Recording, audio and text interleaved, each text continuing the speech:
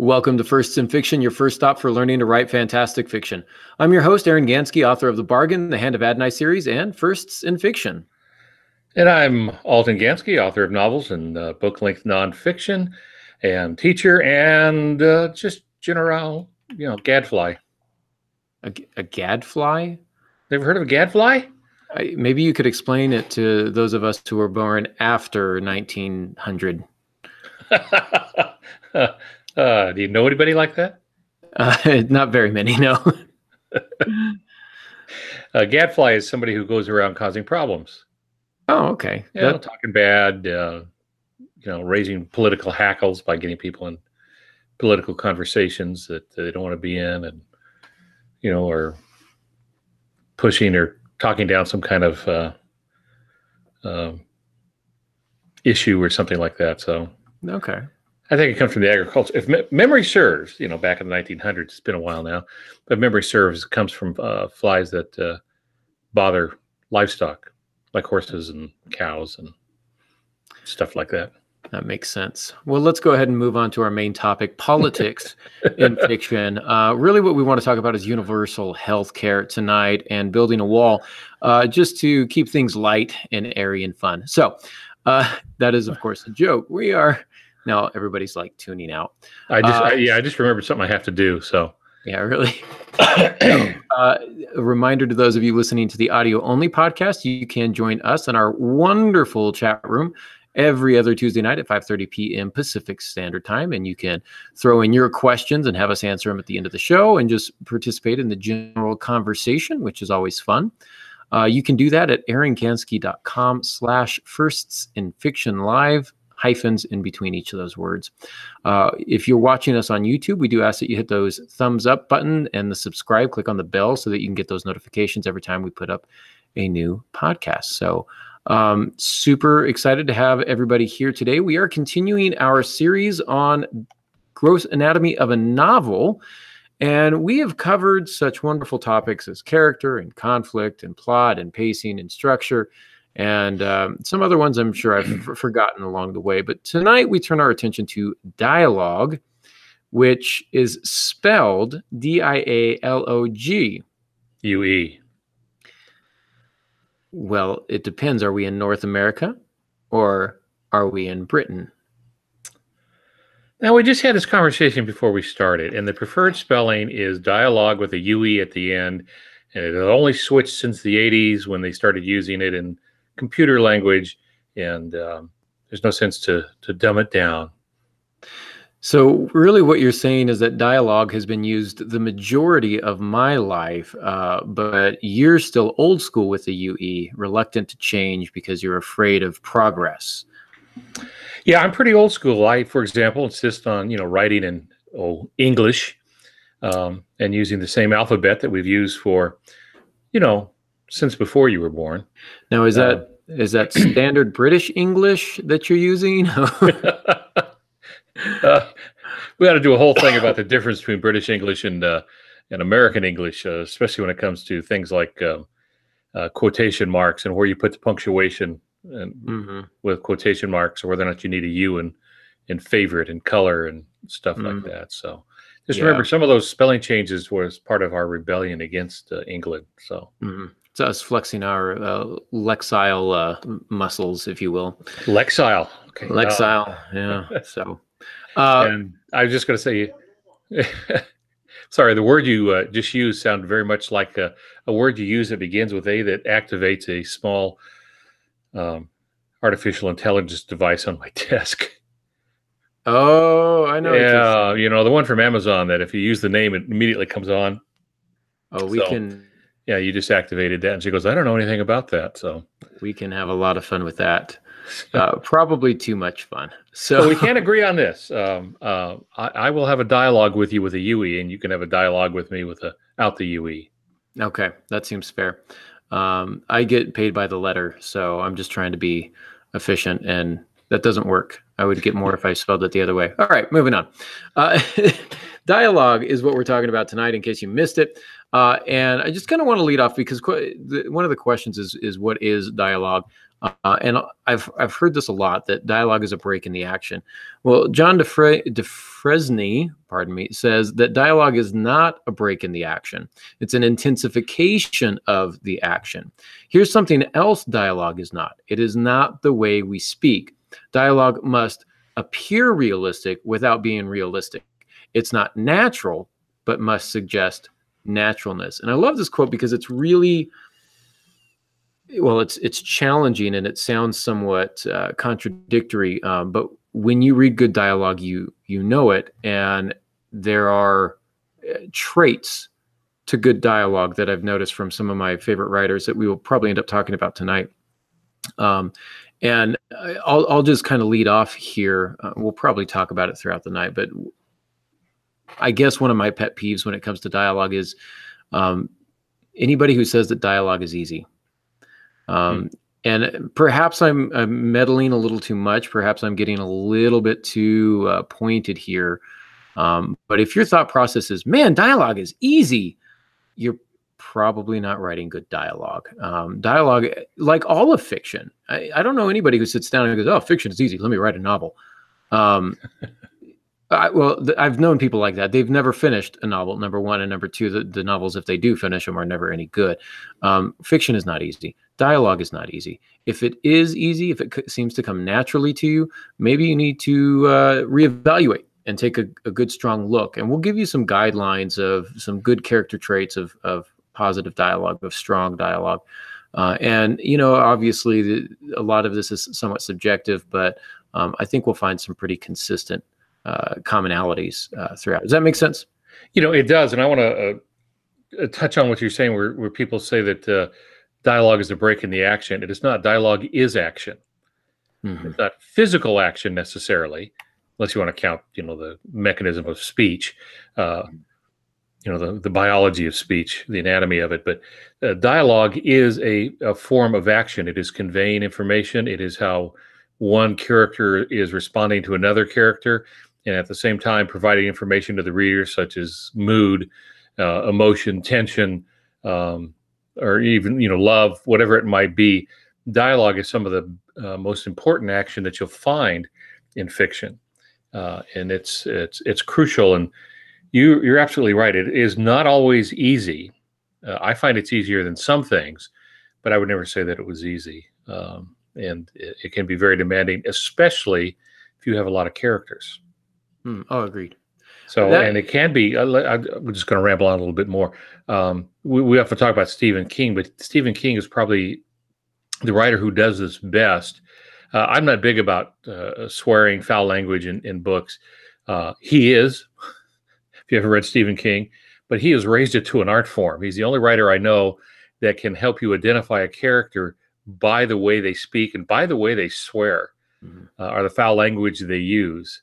And in one book, I really picked up on that because it had a wide range of characters. One had a PhD, and the other one had, when you get to the other extreme of the characters, hadn't finished junior high school. And so even the way they swore helped identify them, made them very unique. So you could tell who was talking just by sometimes the way that they were using foul language. So for him, he wasn't just throwing dirty words in. He was identifying characters and their education, the things they value or don't value, and so on. I'm sorry, go ahead. Well, no, you took everything that I was going to say. So thanks for joining us. No, I'm teasing. I do like what you're saying there. And I will say that dialogue is easy to write. Bad dialogue is really easy to write. And some of the stuff that we're going to talk about tonight is going to be second draft stuff. We talk a lot about this. Don't get caught up on your first draft of trying to make your dialogue perfect. It's not going to be perfect. Your dialogue, to a certain extent, you can trust your instincts. Your instincts will say, I need a conversation here. I need a real good turn of phrase. I can't think of one right now. Come up with something that's weak. Leave yourself a note to come back to it, make it stronger later. That's fine. First draft dialogue is never very good. There's really nothing in the first draft that's going to be much good. That's where second drafts and third drafts come in. So Don't fret about a lot of these. If you have stories, etc., that you've written and you're like, oh, my dialogue is terrible. Okay, go back and fix it. Don't panic. Don't think you're a bad person. Don't beat yourself up over it. We all have a ways to go. We all have progress that we can make, no matter how good we are. So, looking at stuff to do with dialogue in the second draft. But I also want to challenge you tonight to think of dialogue differently. For example, we already talked about dialogue not being a break in action, but being an intensification of action. Dialogue should be adding to conflict. It can, in some instances, resolve conflict, but the best dialogue, I think, heightens conflict, right? I believe it was Rob Roberge who said that dialogue is people saying no to each other in interesting ways. And the idea there is, if you say, do you want an apple? And I say, yes, that's not an interesting conversation. But if you say, do you want an apple? And I say, I hate apples. Now we've got a little bit more of an interesting conversation. Why do I hate apples? Why? What have apples ever done to you? I don't like the way they look at me. Whatever the case may be. There's lots of options. But if you say to me, do you want an apple? And I say, no, I hate apples. Then you say, look, you're going to eat an apple. Now you've told me no again, in a sense, by telling me to eat the apple. Does that make sense? Yeah, you've contradicted what they're saying or their desire. Right. And that is what we mean when we say that dialogue is people saying no to each other in interesting ways. The apple example is not necessarily interesting, but you get the point. Something as simple as that can ratchet up the tension and the conflict. So the other thing that I like to say about dialogue, and this is where the Hemingway in me, I think, comes out. Dialogue is about people talking, but it's often about people not communicating. You can have entire conversations with someone and never have communicated anything with them. What does that do? That establishes a conflict that's arising between the two people. It helps to reveal character. What are your characters worried about? Those types of things. A husband has just lost his job, and he's explaining to his wife how crushed he is. I can't believe they would fire me. And she says, well, maybe if you had paid more attention to your boss, they wouldn't have wanted to fire you. And he says, I thought I did everything right. And she's going, did you vacuum the carpets like you were supposed to? Because maybe if you vacuumed the carpet, they wouldn't have fired you, right? She's not talking about the job anymore, is she? Yeah. She's talking about their relationship. And so are they having a conversation? Yes. But are they communicating? Not necessarily. Is that you tracking with me here? I am, yeah. And by doing that in dialogue, it also builds up a sense of frustration, at least in that example. So it can be an intensifier of mood, or it can be in the place where you're doing like comedic relief. You're putting in a little laugh here and there, which I sometimes do, especially in my movies, especially in my books that have a bunch of men together, that male kind of humor and bonding that goes on. That's really very revealing about the men. So it can be very revealing. It can intensify. It can broaden. It's the second coat of paint. It's another way of showing instead of telling. Mm-hmm. Absolutely. And some of the best writers at this, Hemingway, Cormac McCarthy, and Raymond Carver are probably the three that I would list as my top three dialogue authors. Their dialogue is crisp, it's clean, it's to the point, it's not exaggerated, it's not melodramatic, it's just efficient, and I like that. So here are some ways that you can emulate what I consider to be some of the best dialogue. And the first point that I would make is that it should be authentic. People should sound like their characters. Butchers should speak like butchers. Oxford-educated lawyers should sound like Oxford-educated lawyers. It's got to be real. It's got to reveal something about our character, what they're thinking, what they're feeling, those types of things. You want to avoid using too many dialogue tags and or adverbs in your tags. Pops, do you want to explain what a dialogue tag is? Yeah, dialogue tag is often called an attribution, and it's he said, she said, they said. It's something that's done way too much. When I edit, I spend a lot of my time just taking those things out.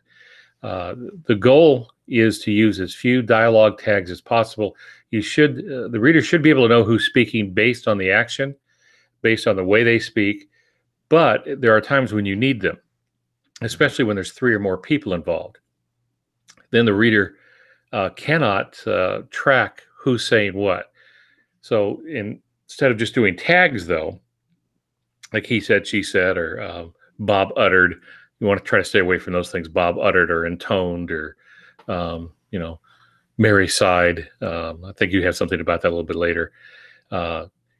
You want to avoid those as much as possible. And the way to avoid them is to use beats. And a beat is a bit of action where you can have Bob say, I'm not going to put up with this anymore. And then, period, close quotation, Bob stood to his feet quickly, or Bob sprang to his feet. You don't even have to say Bob sprang to his feet. You just say he sprang to his feet. So instead of saying he said, you're just giving an action. So again, it's more action that's going on, physical action that's going on, not just dialogue action. So use them sparingly, but if they're needed, you absolutely must use them. Otherwise, your readers will get confused.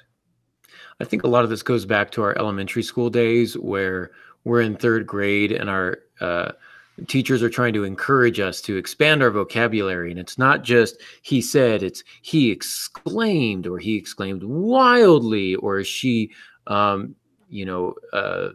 exclaimed. I'm using that too much. Uttered, as you said, or she whispered, or he sighed. What happens is when you start using some of these verbs, they start calling attention to themselves, and it takes away from what's within the quotation marks. I'm a very firm believer that with few exceptions, the most important words in dialogue are always inside the quotation marks. Mm-hmm. One of my rules is if the word is not important enough to be inside those quotation marks, you take it out, get rid of it.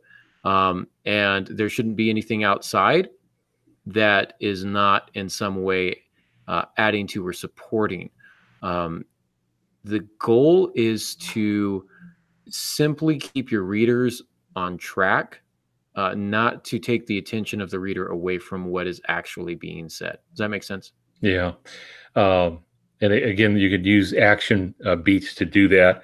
A woman's asked a question and she stares at the floor for several long seconds, and then you put the dialogue in. You don't have to say she said it.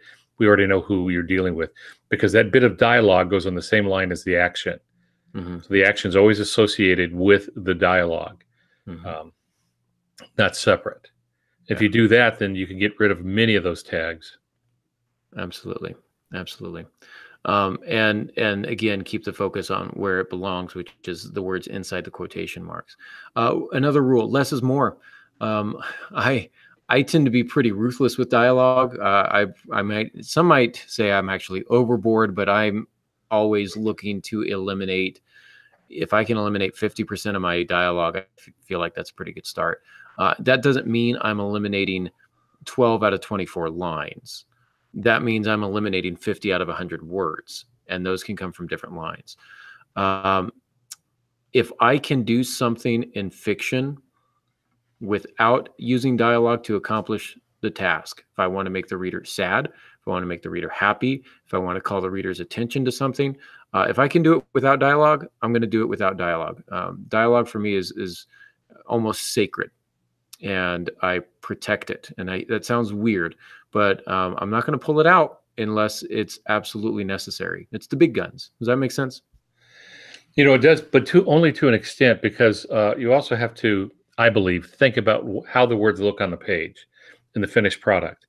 And if it's just narrative after narrative after narrative with very little dialogue, then that gets difficult for the reader to track. Mm-hmm. And so dialogue, and because people do talk, dialogue is necessary for there to be a sense of reality to it all. But it also speeds up some of the reading. Now, I would never say you add dialogue to speed up the reading. Dialogue will do that. It will also vary the way the page looks. Mm-hmm. But it should never be used just for that. It needs to be, again, part of the action. It is part of the narrative. but it's not done in narrative form. It's done in the dialogue form. Mm-hmm. Absolutely.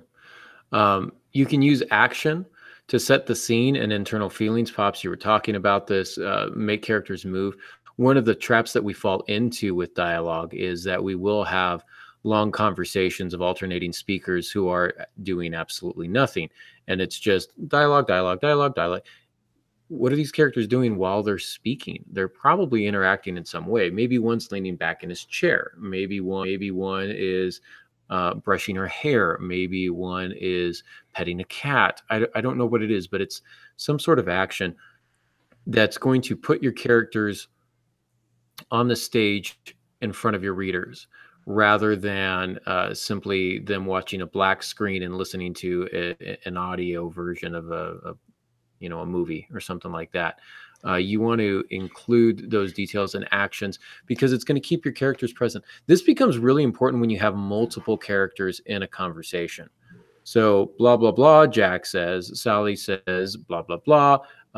Bob moved across the room and took a seat at the edge of the desk. I don't know. Just in doing that, Bob doesn't even have to say something, but his presence is still on the page. So that's another thing that you could do. Make sense? Yeah. And you get at something that's almost the reverse of what we've said. That doesn't mean it's wrong. But just as dialogue can break up narration can break up too much dialogue. And by narration, I mean some action that's being shown, something happens that isn't dialogue, and that keeps you from having page upon page of dialogue. So you really need that balance in there. And the story will dictate what you need. The action that's going on will dictate if you need more dialogue or if you need more descriptive narration, more scene setting, whatever it may be. The story will dictate that, but use them in a balanced way. And not willy-nilly. Give it some thought. And I suppose one of the other things we want to talk about is avoiding fillers. We should. I know you hate. I really do. Yes, no, I guess, I suppose, not really. I'll say this a little bit later on, probably I'll repeat it, but if there's ever a line of dialogue that exists simply to prompt another character to continue a conversation they're already having, that's really bad. For example, blah, blah, blah, blah, blah, Bob said. Sally said, oh, really? Then what? Bob continued, blah, blah, blah. Well, why, Sally, why are we interrupting? Don't be rude, Sally. I feel like I have to tell Sally this all the time. We use fillers. And this is where we go back to the Fresney quote, that it needs to suggest naturalness, but not be natural. We use fillers all the time. Yes, no, I guess so. Well, I see that one a lot. Well, these become very distracting, and they're empty words. They don't really promote anything. They don't reveal characters much. I would allow you to, as if I'm your writing boss. I will fire you if you do this. Sometimes you'll have a character who will tack on and that becomes a type of a verbal tick. I'm okay with verbal ticks. Aiden in the Hand of Adonai series says bro. That's his thing. He throws bro in there a lot. Anytime you see a line that says bro, it's Aiden. That saves me from having to say Aiden said, because the reader already knows. So some verbal ticks are okay as long as you don't overuse them. I will say when I use verbal ticks, I tend to overuse them, especially in first drafts. I have to go back through and really clean them up. It's me reminding myself that I should be doing this, and I'm apparently do too good of a job at it.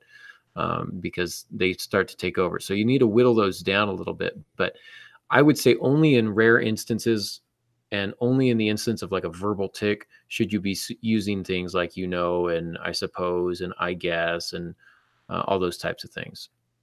Make sense? Mm-hmm. All right. It does. And again, back to saying worry about it more in the second draft than in first. Mm-hmm. It's easier to take things out than it is put it in. So the first draft is that basic construction, and I know we hammer on this quite a bit, but we do see, and I really want our listeners and viewers to catch this. We see this a lot when we go out and teach at writers' conferences and the like.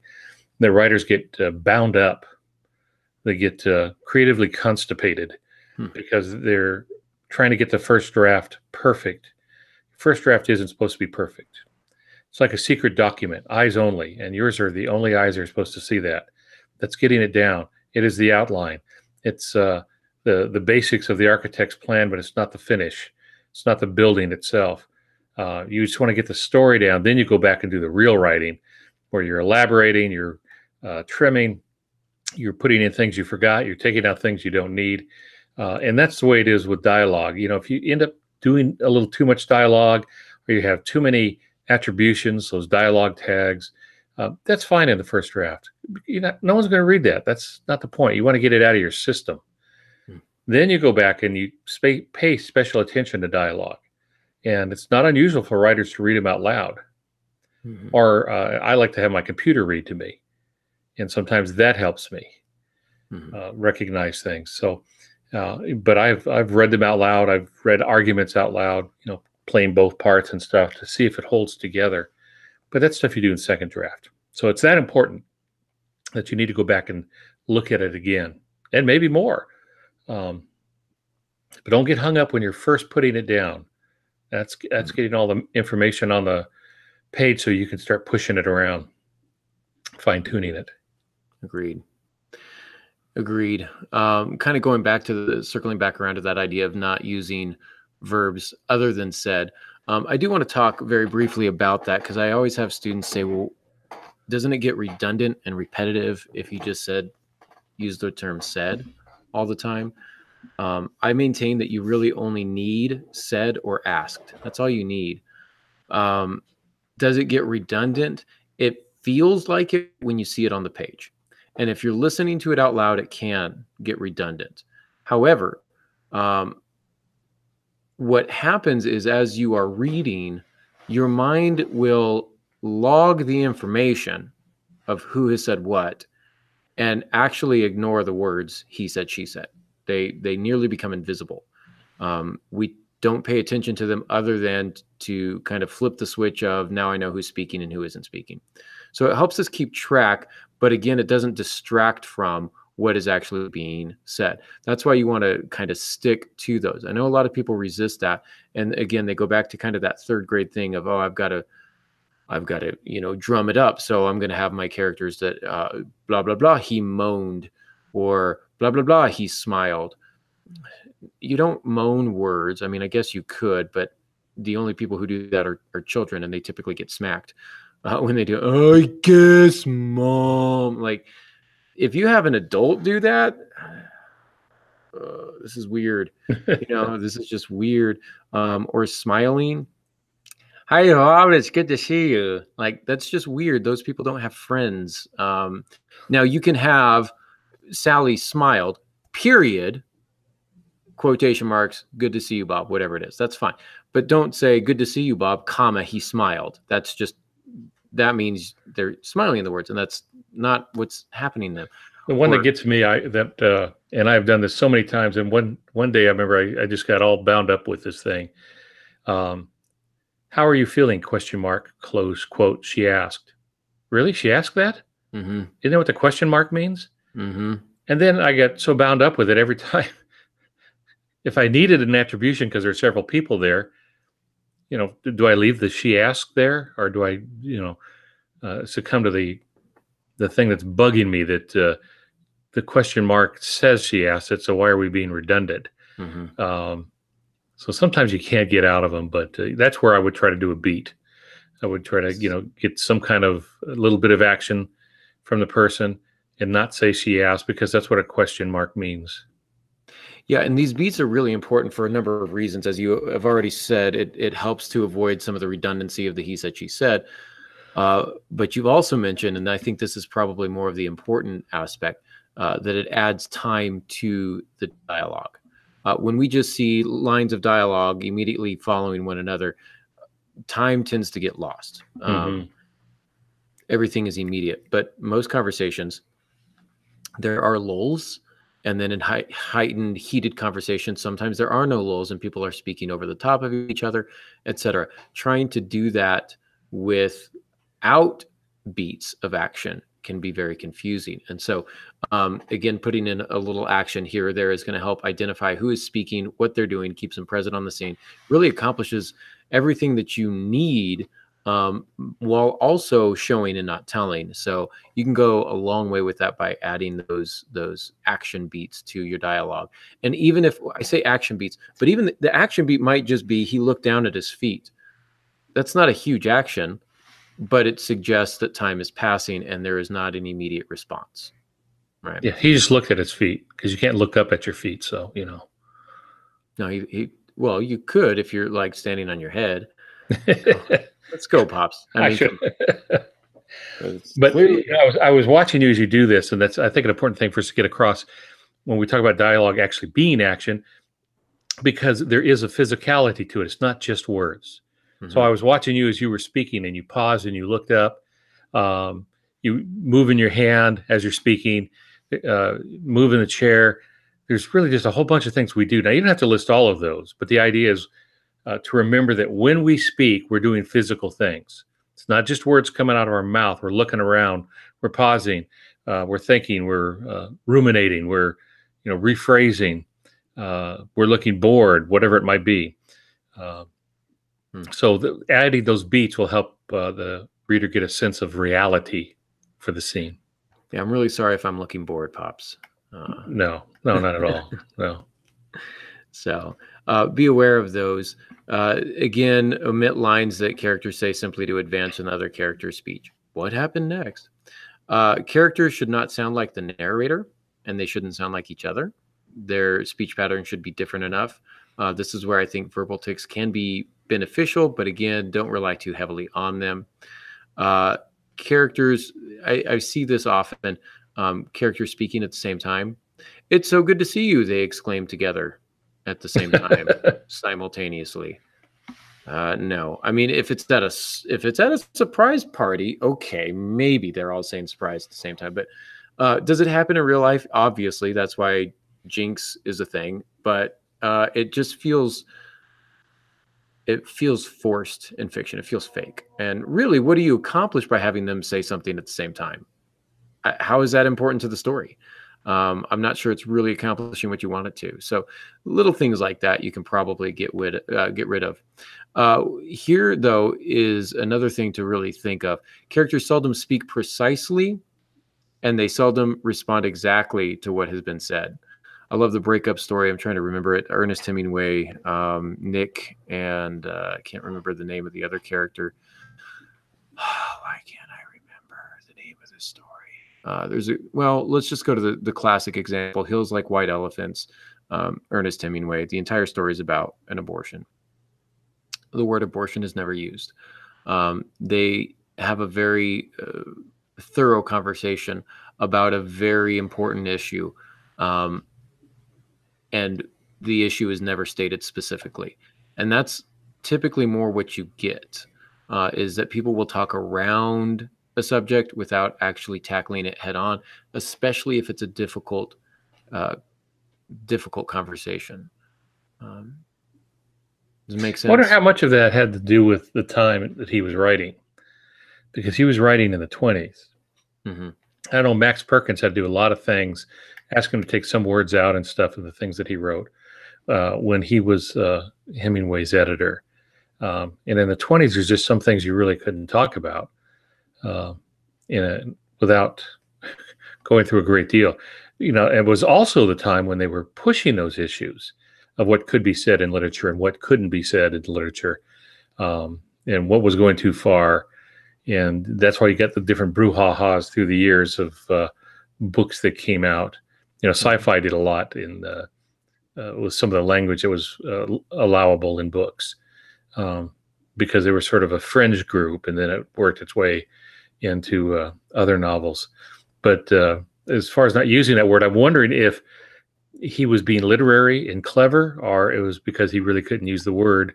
So, he worked around it. I don't know. I don't have an answer to that, but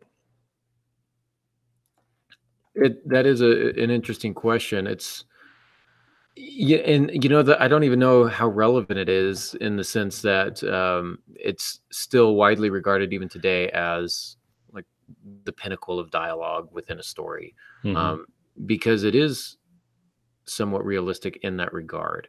So yeah, something to consider. Thanks, Pops. You want to get that, or was that Alexa? No, that's yeah, it's a spam call. I was trying to get Alexa to do something, maybe a backflip or something.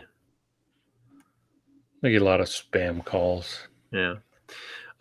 So here's one of my last rules, and I have a feeling we're going to have a conversation about this. My rule is don't start stories or novels with dialogue. And if you listen to the cast often, you've heard me say it before, and you've heard Molly and Pops. I don't want to say argue with me, but disagree. I'll just speak my piece real fast, and Pops, I'll let you champion the other side. But my thought process is, number one, I've seen too many bad stories start with dialogue. Number two, dialogue is very difficult to do. Number three, it's really difficult to do well. And number four, it's very easy to do poorly. So I feel like it's high risk, high reward. If you can find the perfect line of dialogue to start your story, then go for it. But I feel like that is such an elusive high mark or bar to aspire for, to aim for, that the chances are pretty good that you're going to not hit it right. I also tend to think that we respond better to dialogue when we know who's actually speaking. And if we begin with dialogue, we don't know who's actually speaking yet because we've not been introduced to a character. Now, the line of dialogue can introduce a character. I've seen Stephen King do this and do it well. I've seen well, maybe not lots. I've seen several stories and novels that begin with dialogue that have done it well, but it is few and far between. For every good example I see, I probably see 15 to 20 bad examples. Pops, I know you are a lot more, you champion more the other side where starting with dialogue can be a positive thing. Well, it can be. Your concerns are very real because it's often done badly. But then again, there's some pretty bad first lines that are not dialogue. And sometimes books just start off badly and go downhill from there. But you are right that if you're going to start with dialogue, it needs to have a purpose. Now, sometimes people do this because they're taught, and we teach this, that you start in the middle of something, right in the middle of some kind of action. So starting in the middle of a dialogue is fine, as long as you can pull the reader right in, and the reader's going to know what's going on in the next couple of lines. And in a sense, when you think about what first person is, it is the character speaking to the reader. So "Call Me Ishmael" is a line of dialogue. Not technically because it's first person, but it functions that way. So I think you can do it. I would never say never. Right. Do it. I would say think about it, but I would also say always think about your first few lines, your first line, your first paragraph, and your first page. I mean, you wrote a book on it, so I know you know this. That is one of the most important things. You can lose a contract on the first page if you don't get them in the first page. They're probably not going to read page 2. So you really have to give that some thought. Again, the first draft, no one cares. You go back later if you've had some time to let that marinate and see if it's still a good idea. Agreed. I've put together a quick little checklist here for dialogue. When you're talking about dialogue stuff to look at, is it brief? That's my number one question. Is it a 10-word line? Can you get it down to 8? Can you get it down to 7? I've found that a lot of my major cuts came in dialogue. On my second drafts, I was able to cut a lot there. There's something about a 10-sentence dialogue that happens in 7 words. I think I said that wrong. Did I say that wrong? It's been a long day. There's something about a 10-word sentence that can be conveniently and expertly conveyed in 7 sentences. There's a certain satisfaction in reading something that is that efficient and that tight.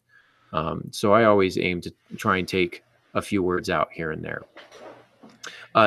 Go ahead, Pops. Yeah, some dialogue is longer because things are being revealed, and it's usually between characters. Man woman stuff, for example. I'm thinking of a particular story I did in which there's a revealing conversation in a it's actually in the bar portion of a restaurant, and it's revealing my character and it's revealing this other important character through their conversation, pointing out how different they are, what they value, that sort of thing. So the conversation was fairly lengthy, I don't know, page, 2 pages, something like that. But there was a lot of also of action in there, as well as internal thought. Characters, point of view character. There's a lot of that going on in there too. So it's not by itself, but brief is best in everything, really. Agreed. Another question to ask: does this dialogue add to the reader's present knowledge? Does it eliminate the routine exchanges of ordinary conversation? Can't tell you how many times I've read the conversation. Hi, Bob. Hi, Sally. It's good to see you. It's good to see you too. My lovely weather we're having. Why am I reading this? Can we just skip that and eliminate the routine exchanges of ordinary conversation? Does it convey a sense of spontaneity, but also eliminate the repetitiveness of real talk? One of the examples I use with my class to show them this is a simple question: do you like the drink? The response is, yes, I like it. It's good. Well, yes answers the question sufficiently. I like it answers the question sufficiently. It's good. And so you've now answered that question 3 times. We can be much more efficient by choosing one of the 3. Which one of the 3 do you choose? Yes is the most efficient, but you might be able to say, I like it, or it's good, depending on how you want to build the character, or if you want it to be kind of a non-answer. Do you enjoy the drink? It's good. That's not saying I enjoy it. So maybe there's a little bit of tension there. So you can do little things like that, but you want to really kind of find the sweet spot where you're efficient and you're eliminating the repetitiveness of real talk. Does it reveal the speaker's character, either directly or indirectly? Does it depict the relationship among the characters? Do we get a sense of, as Stephen James would say, the status of the characters based on how they are interacting? So that's my dialogue checklist. Pops, do you have any there? Not that I can add to that. I think that's a good one. I do like the brevity portion, but you're right and I think what new writers are trying to do is they know they have to write a book. That's a lot of words, and so if you can fill up some of those words with useless dialogue, they think that's the thing, or because that's what we normally do, that needs to be in a book. A book does not reflect reality that closely, because the reader is exerting energy. It is work to read. Now, you're not going to necessarily break out in a sweat reading. Granted, it's mental work, but it is still work. And so you want to be good stewards of the reader's time, mind, and whole thinking process, really. So if possible, you want to cut down all the useless stuff. It's fine to have somebody say hi, but then you don't need to go through all the nice day stuff. Mm-hmm. Unless it's a lousy day and somebody comes in, they're dripping wet, and they go, man, it's coming down like cats and dogs. That's all you need. Mm-hmm. You don't need a whole conversation about why the weather in that particular part of Maine is always so bad. Mm-hmm. Yeah, and there are lots of ways to do that. Like even just it's raining cats and dogs, you can just say cats and dogs, and that's enough. Everyone knows what cats and dogs means. So there's 3 words as opposed to 5. So I tend to be really ruthless with it. You don't have to go. It's possible I go too far and cut too much, but depends on who you ask, I suppose. So different ways that you can do dialogue. The one way that you can do it is summary dialogue. And here you're not going to use quotation marks. You're kind of summarizing what's being said without actually saying it directly. Example of this might be, Yvonne told him that she wanted a divorce. Well, that may not be the exact word she used, but it's a pretty good idea. Here we're not using quotation marks because it's not actually coming out of Yvonne's mouth. Does that make sense? It does, and I'm thinking about this because I was looking at a manuscript that that I'd edited that someone else edited because I wanted a proofreader, not just a line editor. And this particular proofreader, an editor I'd never worked with before, would see that, and that line, Yvonne told him that she wanted a divorce, and she would say, "That's telling, not showing. I'd rather see it." And what she was asking for is to have the words come out. And that's what happens when you buy in too much to a guideline and you make it a concrete rule. Yvonne told him she wanted a divorce is probably more powerful than having her say it. In that particular case. In other cases, you want to hear the words, read the words, the dialogue. But the summary dialogue, I think, still has an important place in fiction. I agree.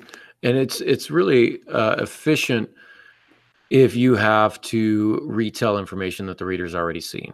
So you've got an epic fantasy novel, group A goes off over here, group B goes off over there, group C goes off over yonder. They all get back together. Oh, what happened to you? Well, you see, I don't need 16 pages of summary dialogue. Like, let's just, Yvonne told them that she wanted a divorce. Like, okay, so we get it. That's sufficient.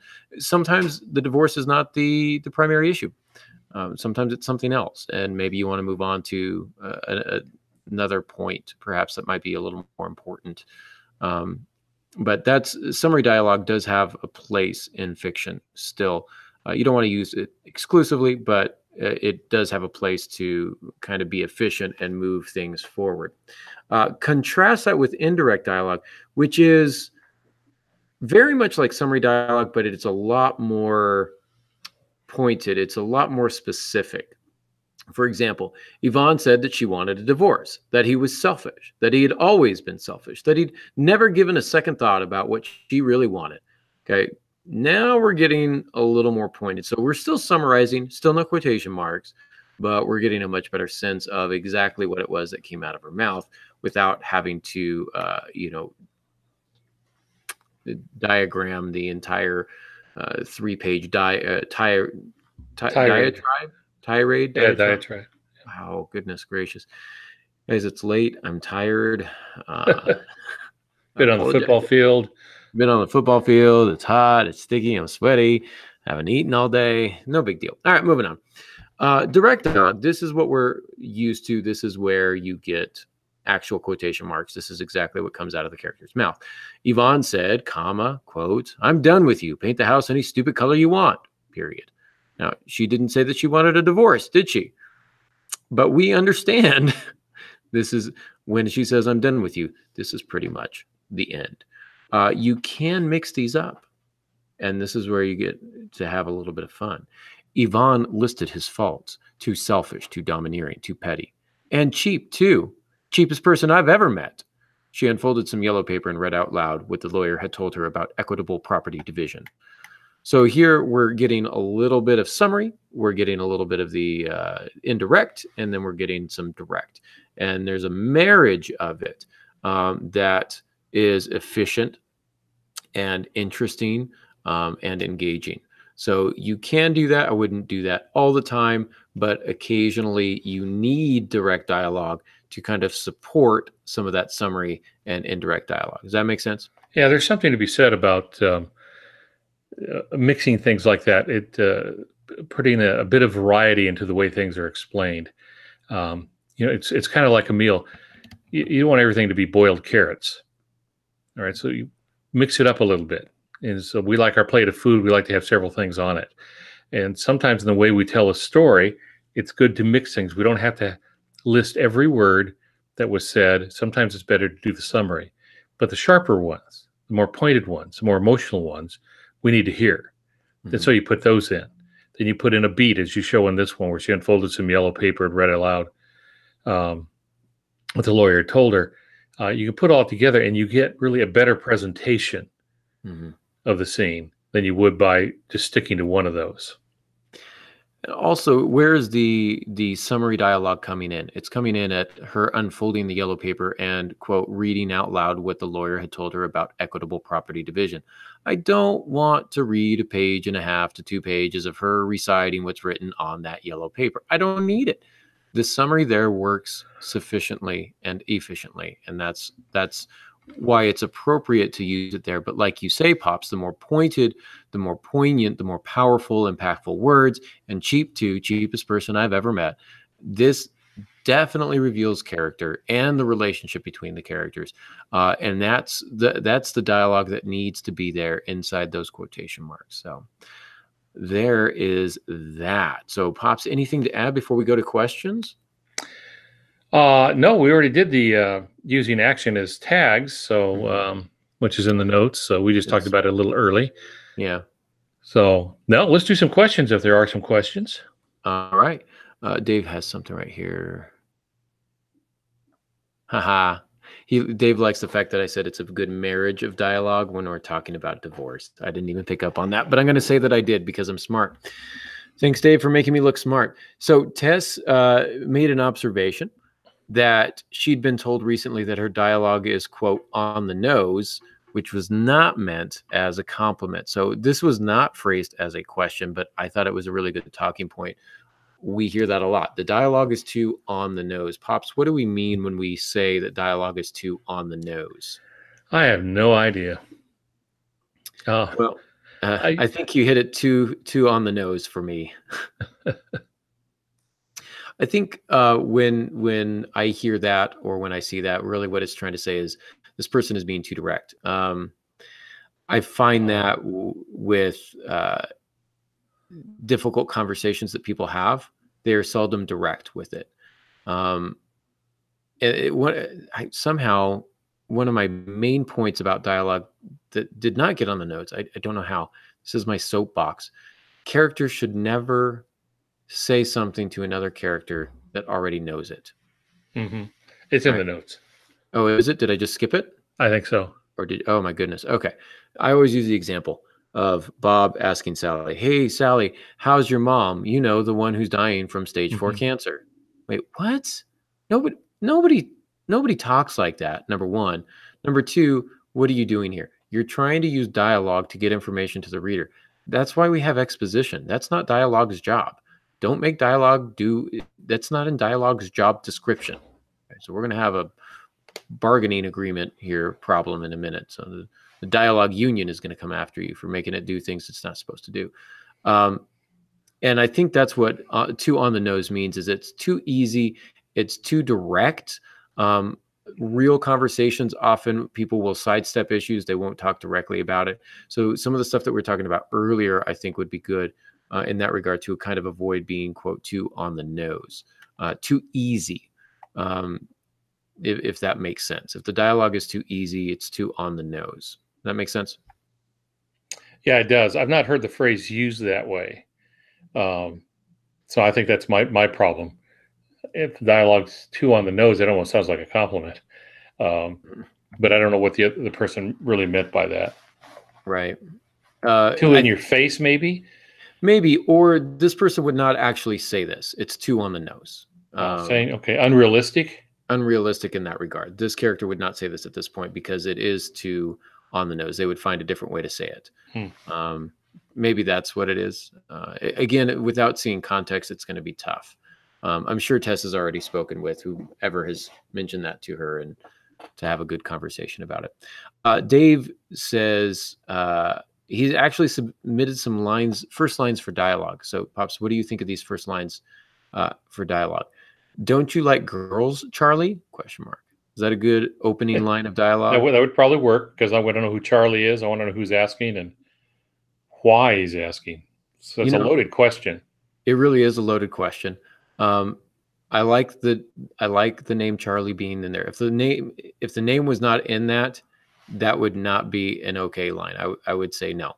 But the fact that you throw Charlie in there, we've got a little bit of conflict. This dialogue is introducing some sort of conflict. I'm not in love with it, but I think it's all right. Well, like all first lines, it should make the reader go, huh?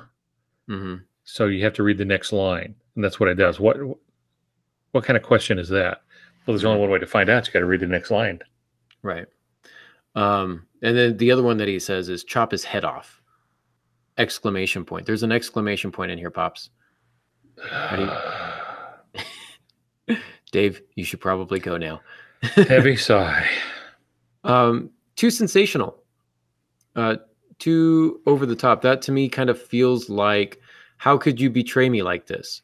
And this, maybe I'm too callous. Maybe I need a heart transplant, or maybe I just need a heart, period. I don't know who's going to have his head chopped off, so I can't really feel any sense of empathy for them. I've not met this person yet, so it's just random person on their street getting the head chopped off. But again, I see what he's getting after is you're in the middle of action. Someone's about to get his head chopped off. So as the reader, your first question is, who is it? Does it really happen? You don't quite know what's going on. So there's this dislocation. And your first response is to try to get your feet on the ground. And the only way to do that is to read a few more lines. I typically feel the opposite way. I feel like the first line is the place where you need to get that information to the reader, in the sense that if I am less motivated to read on if I'm not given what I need up front, if that makes sense. This to me feels almost gimmicky, like they're trying too hard to be interesting. And I think that it falls into, I just did an article called Mystery versus Murky on the Blue Ridge blog. It feels more on the murky side because we don't know who's going to get their head chopped off or why or anything else. We don't know anybody or anything. And so to me, that feels more murky.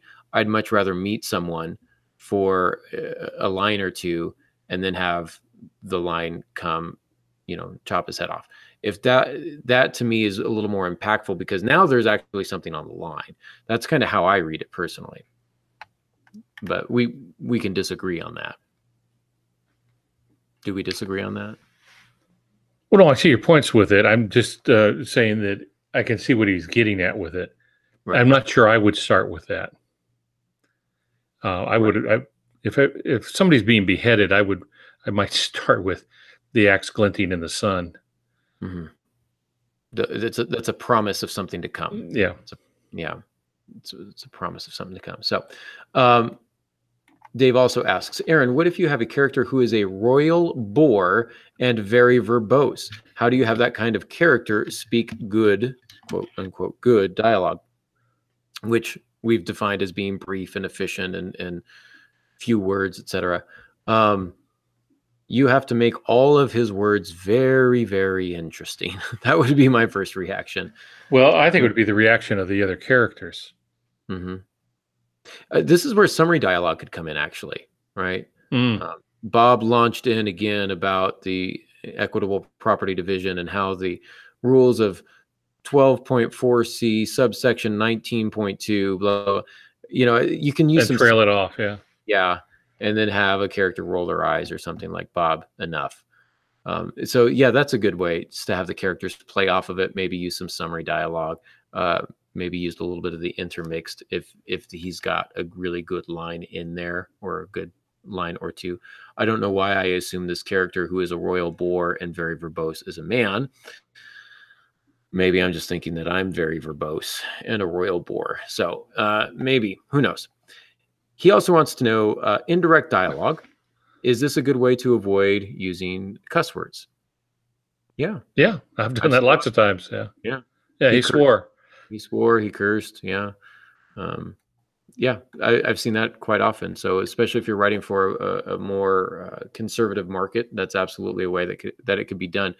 But also to have a character who's still somewhat believable. If your character would speak that way, they would probably speak that way. So this is a good way to... or in a genre like a cozy mystery, the bullet found its mark. But in a thriller or a horror, you might describe the carnage the bullet caused. Yeah. Knowing when to show and tell and what to show and tell based on your genre has a lot to do with aligning your reader expectations and knowing your reader expectations. So yeah, indirect dialogue for a more conservative market, absolutely. And then Tess says, what should the ratio between dialogue and narrative? What should the ratio be between dialogue and narrative? I think it goes back to genre and your target market. I tend to find, and I don't know if I'm going to get grief for this, I tend to find that books that have female readers as their primary audience tend to be heavier on interior monologue and dialogue, whereas books geared more toward men are more action-based, typically. Not to say that either is one without the other. You're still going to get the interior monologue and dialogue in a book aimed toward men, but it's just going to be a little bit different. Whereas in the ones geared more toward females, it tends to be more interior monologue and dialogue within the characters. So I would say it depends on the genre and your target market. Personally, you need to find the proper balance for each project. I would also say each project can vary depending on what point of view you're in, if you're in close or distant, etc. Pops, you have a thought on that? No, I don't really have anything to add to that. Wow, I must have done a really good job. I'm proud of myself. You should be. All right. You know what? It's good parenting. It's good parenting. Yeah, your mom did a good job. We started arguing, and now I'm like, oh, my dad taught me everything. So, no, that's a good place to start on a nice, happy note. We do thank everyone for listening. In a couple of weeks, we're going to be back with a special guest. We're going to take a break from our Gross Anatomy series to bring on Tessa Emily Hall, writer of YA fiction. She speaks at writers' conferences as well, considered one of the authorities on the subject. Really looking forward to having her on. So that will be in 2 weeks, Young Adult Fiction with Tessa Emily Hall. Hope to see you all back here. If you're looking for us in the meantime, you can always find Pops at altongansky.com. You can still find Molly, even though she's on sabbatical, at franklymydearmojo.com. And if you're looking for me, I am at aarongansky.com. So we thank you all for listening. And until next week, good writing.